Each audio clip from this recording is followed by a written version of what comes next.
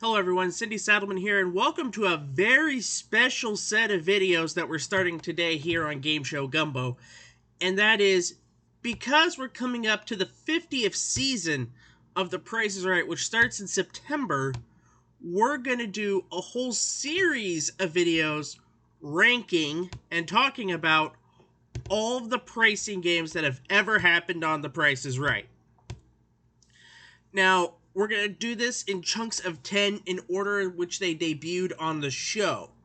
So, for this first video, we're going to do the first 10 pricing games, rank them, and then the next time we do this, which will be next month, we'll do the next 10 pricing games that debuted, and then put them in the list. And then by the end of Season 50, probably when all of the games are done, we will have the full ranking list. And because I'll just say that this is my personal ranking list, so my rankings may differ from yours from video to video. So leave a comment, and maybe I'll make a special video at the end after I've ranked all of mine and combine the viewers' rankings, and we'll make one gigantic list. So, and also as it says below, right down there, if you want to support this channel, get early access to all of the big videos that we have, become a Patreon backer at patreon.com/gameshowgumbo. $1 Patreon backers get day early access. And there's other tiers as well. But let's get started with the actual video and talk about the first pricing game, which debuted on the show on September 4th, 1972. Any number. And this is the classic Price is Right pricing game. Essentially, 0 through 9 are up on the board, and you have to guess numbers and try to get them in the price of the car. Hopefully, if not in the car, then the price of the secondary item, and hopefully not in the piggy bank. Because the first row that you fill up first, you win. And hopefully you fill up the price of the car first. And I love this pricing game because it makes you think, and, you know, there's room for error if you miss it by a number or two at the start, or even in the middle, because of the safety nets of the secondary item. You know, you can get a number in the secondary item or a number in the piggy bank. It won't hurt you that much. And it's just a really great game all around, and I am very happy that it's still in the rotation. And I always found it interesting that, you know, back in 72, if you did win like $7 or so from the piggy bank, it's not that bad. At least it's a decent lunch. However, nowadays, $7 could barely get you a double-double animal style at a In-N-Out burger. And even then, you're still paying way too much for it. Then we get to the second game on The Price is Right, and that is bonus game. Now, the purpose of this game is you're shown a small item and a wrong price, and you have to guess which one, if it's higher or lower than the price being shown. And if you get it correctly, not only do you win that prize, you also win the window that's right beside it. And after all 4 items are done, they'll light up all of the windows, and if the word bonus is in a window that's claimed, you win a bonus prize. And around that time, it was anywhere between $800 to $1,200 worth of goodies, which I always enjoyed, and I'm glad that it's still going on today. They kept the same shape when it comes to this prop, and I do like the upgrade of the monitors now instead of the blue windows, because now that the show's shot in HD, those blue windows looked really outdated. I mean, that's the goodness of technology nowadays. I mean, you get to spruce up a lot of things. Then we get to double prices. This is the quintessential quickie pricing game for The Price is Right. You're shown 2 prices. You got to figure out which one is the correct price to go with the prize. You do that, you win. You don't, you lose.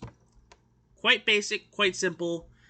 And this is the progenitor to a lot of great pricing games that we have now, like Side by Side. You have Squeeze Play. You also have Flip Flop, or Coming or Going, which would probably be the bigger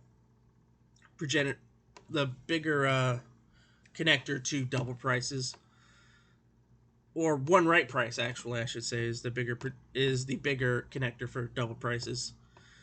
But still a lot of fun, and you get a lot of good moments from double prices. It's always a welcome sight to see double prices. But all three of those games were in episode 1. In episode 2, we got to see the debut of the grocery game. Now, this is the first more complicated game.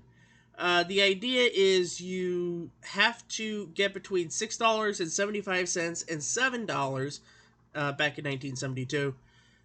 You take an item and you have to guess how many of that item will get you to that magic section of $6.75 and $7. And if you are under, then you can build off that with other items. You can't go over $7 though, otherwise the game is over.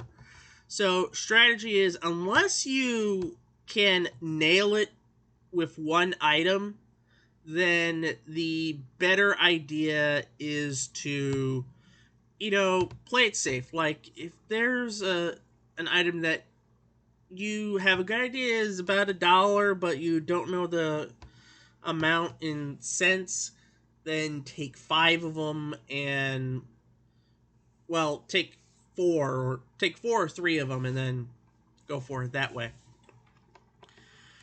And the set really hasn't had many visual upgrades except for the grocery game sign, and the cash register is now silver instead of blue, and the windows are a lot more vibrant. And nowadays the scale is $20 to $22. But a little bit before that was $20 to $21. Either way, still a great game. And unfortunately, this is where we start to see a clunker, and that is the original Bullseye, known as Bullseye 72. And the object of this game is you have to correctly guess the price of the... This was always played for a car or a boat. You had to correctly guess the price of the car, and you had 7 shots at it. And if you got it wrong, and more than likely you would, Bob will tell you the actual retail price is higher or lower than your guess. And you only had 7 shots at it. It was never won. And this idea came around the same time another game would... the next game that would debut, which rendered this game obsolete. In order to try to get this game some winners, they had a 2-player version, and they would just ping-pong bids until one of them got the actual retail price of the car, and they would automatically win the car. So it was a way to get some winners, but obviously it was not that great of a game. Honestly, and that's why it only lasted a month in both variants, the 1-player or the 2-player.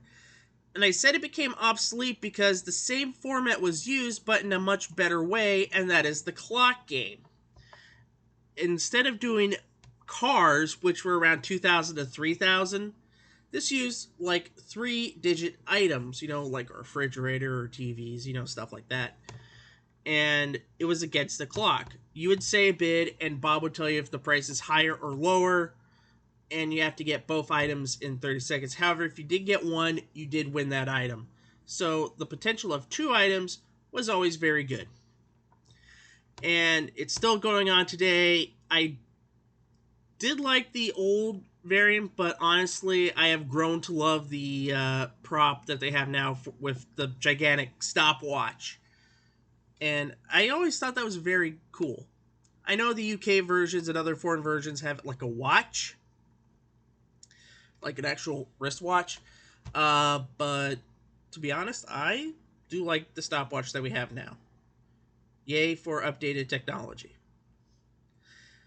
Then, because Bullseye was getting long in the tooth, we had a new car game debut, and that was 5 price tags.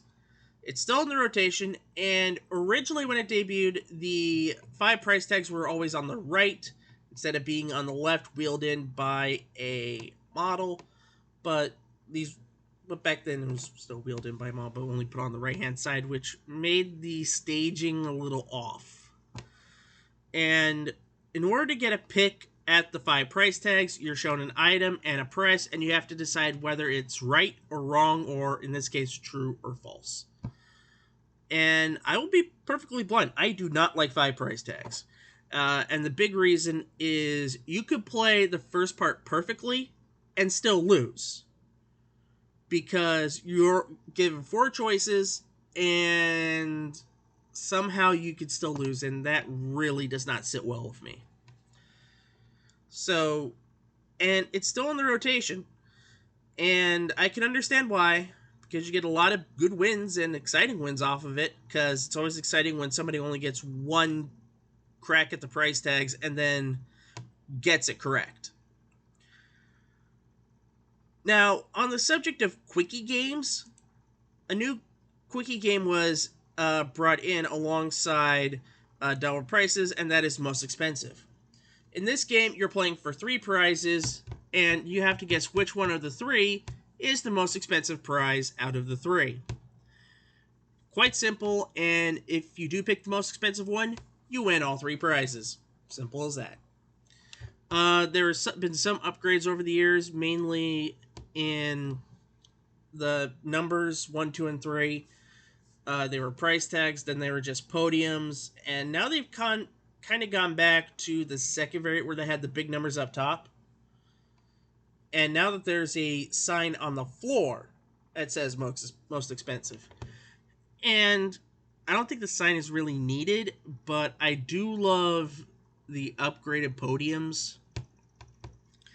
And not only that, it's always fun to go back and see George Gray eat it on a treadmill.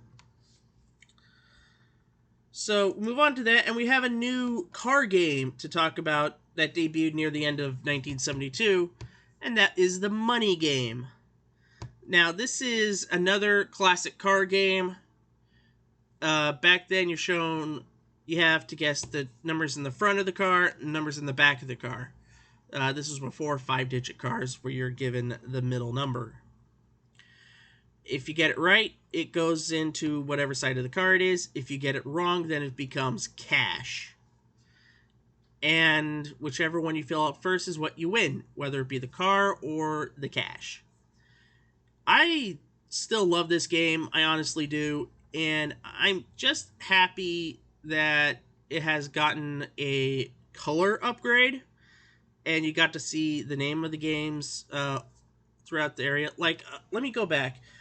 As you've noticed that there hasn't been names of titles, like going back to Any Number, later on they would have the name Any Number at the top. I didn't talk much about the set upgrade that got over the years.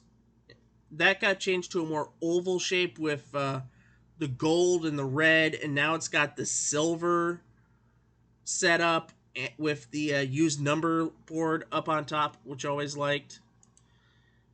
And with Money Game, they would put the number up top, but it's always kept the same shape. I always figure, why bother if it's got a same great shape? Just give it a nice fresh coat of HD paint, and it would look just fine. Now we're going to talk about one of my personal favorites, and that is Give or Keep. Now, you're shown 2 items, and you have to decide which one's the most expensive, and that's the one you have to keep.